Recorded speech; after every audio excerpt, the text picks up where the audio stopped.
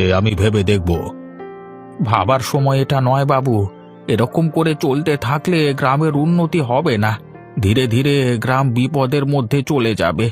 আমাদের দেখা ছাড়া আর কোনো উপায় থাকবে না। আহ, একে তো সকালবেলায় এসে তুমি আমার চিন্তার ব্যাঘাত ঘটালে, তার উপর আমি কি করব কি না করব সেই শিক্ষা তুমি আমাকে দিও না। তুমি এখন যাও এখান থেকে। ঠিক আছে বাবু, আমি চলে যাচ্ছি। যদি কিছু বেশি বলে থাকি তাহলে ক্ষমা করে দেবেন। বেশি তো বলেছ বটেই, কোনো শিক্ষা দীক্ষা নেই। সকালবেলা এসে কানের কাছে শুরু করে দিলে। যত সব। যাও যাও এখান থেকে যাও।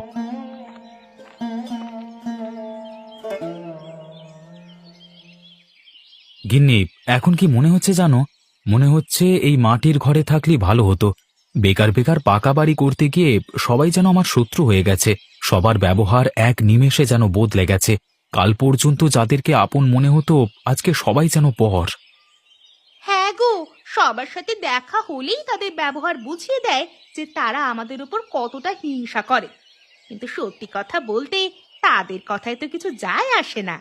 তাদের কথা মতো চলতে গেলে সমাজে চলতে পারবে না, আর নিজের উন্নতির কথাটা তো ছেড়েই দাও। রতনা নগেনের এত সাহস, ঘরের সামনে এসে কথা শুনিয়ে যায়। ওদের দুজনকার বউয়ের সাহস আরো দ্বিগুণ। ওরা রাস্তাঘাটে মানুষজনদেরকে অপদস্থ করে। অবিনাশবাবুর কাছে গিয়ে যে নালিশ করব সেই সাহসও নেই। আমার কোথায় যেন মনে হয় তলে তলে অবিনাশবাবু হয়তো এদের সাথে যুক্ত আছে। আমারও সেটাই মনে হয়। না হলে এত সাহস এরা পাবে কোথা থেকে? তাহলে কি করব? এইভাবে কি হাল ছেড়ে দেব? তার কোনো মানে হয় না। মানুষের কাজ কথা বলা, মানুষেরা কথা বলেই যাবে। আজকে আমার